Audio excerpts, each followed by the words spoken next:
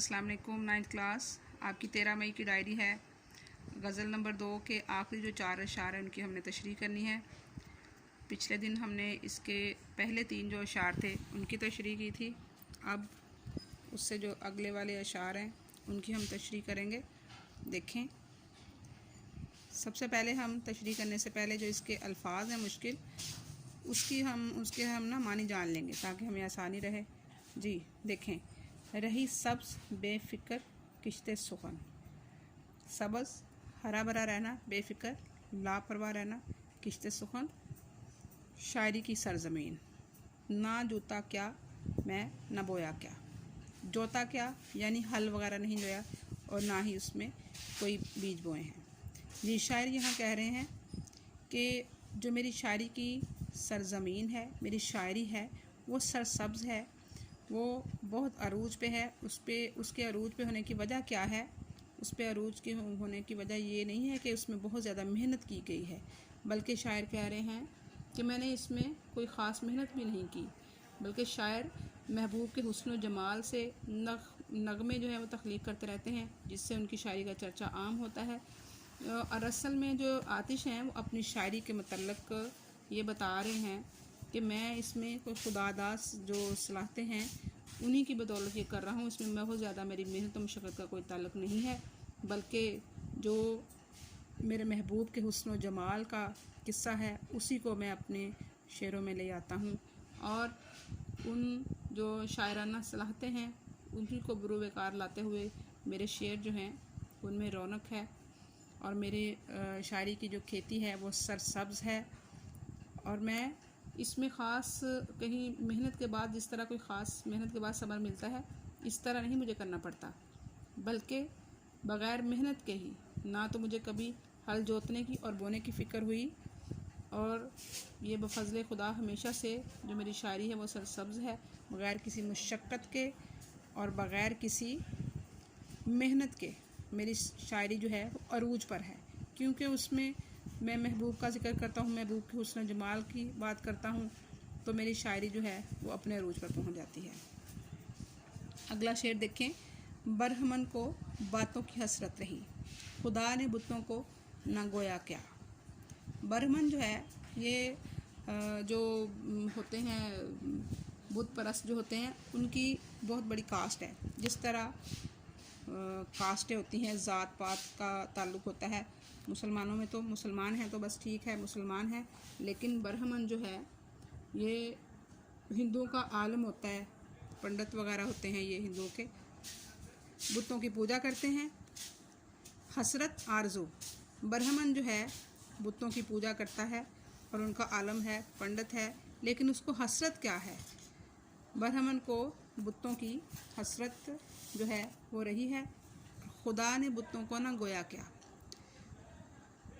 जितनी मर्ज़ी भी बरहम ने बुतों की पूजा कर ली, उनके पूजा पाठ की, उनके आगे जो भी नजराने चढ़ाए, लेकिन ये नहीं हुआ कि उसके बुत जो हैं वो बोलना शुरू कर दें, बल्कि खुदा ने बुतों को ये ताकत ही नहीं दी।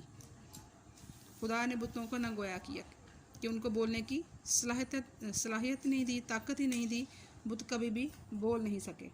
बरहमन जो है वो हर वक्त बुतों के आगे नजराने चढ़ाता रहता है, उनकी इबादत करता रहता है, लेकिन इबादत करते करते वो इस हद तक पहुंच गया है, वो अपने जो खुदा उसने बनाए हुए हैं वो सोचता है कि ये बातें करें मुझसे, मेरी बात का जवाब दें, लेकिन बुत जो हैं वो कभी भी बोल नहीं सकते, क्योंकि अल्लाह ताला ने उनको ये ताकत ही नहीं दी। 9th क्लास इस गज़ल में एक तरफ तो शायर ने इश्क़ मजाजी का रंग दिखाया है और दूसरी तरफ इश्क़ हकीकी का रंग भी दिखाया है। इस शेर में देखें, इश्क़ हकीकी को भी दिखाया गया है कि अल्लाह ताला ही है जो हर एक की आरज़ू को पूरा करते हैं, हर एक की पुकार को सुनते हैं, फरियादें सुनते हैं, उनकी ज़रूरियात पूरी करते हैं।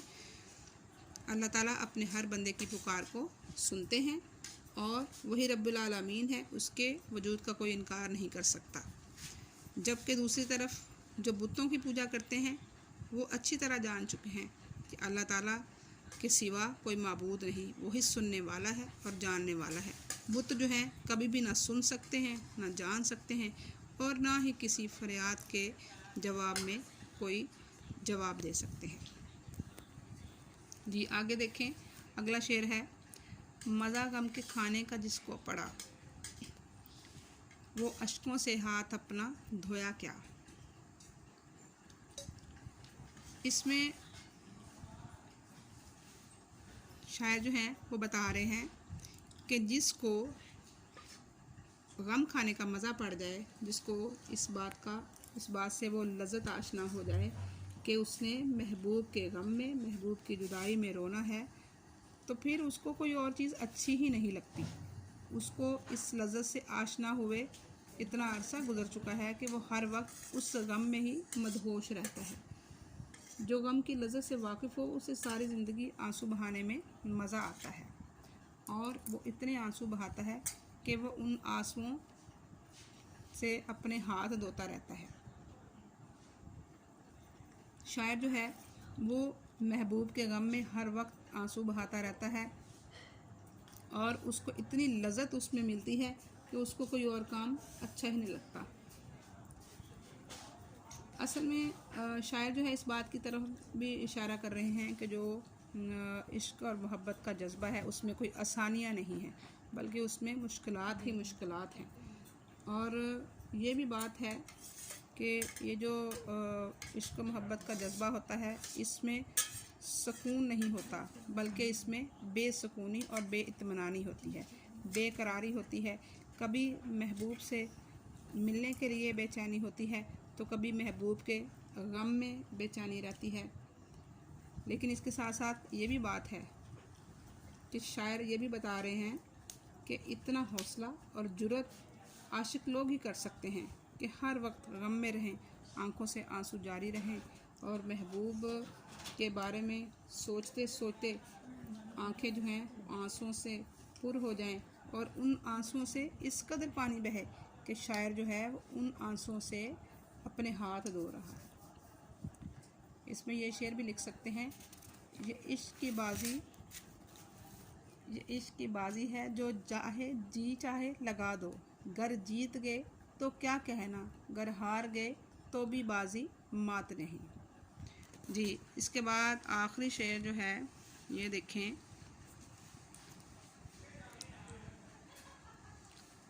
ज़नख़दा से आतश मोहब्बत रही, कुएं में मुझे दिल डबोया क्या।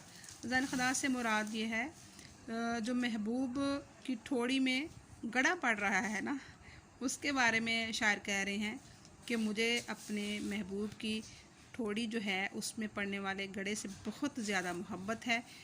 तो मैं उस मोहब्बत में इस तरह हूँ कि जिस तरह कोई कुएं के अंदर डूब जाता है, तो मैं महबूब की ठोड़ी के जो उसका गड़ा है उसमें डूब चुका हूँ, और मुझे किसी बात की होश नहीं है, बल्कि मैं महबूब के हुस्न जमाल में इस कदर डूबा हुआ हूँ कि मुझे और कुछ सूझता ही नहीं है।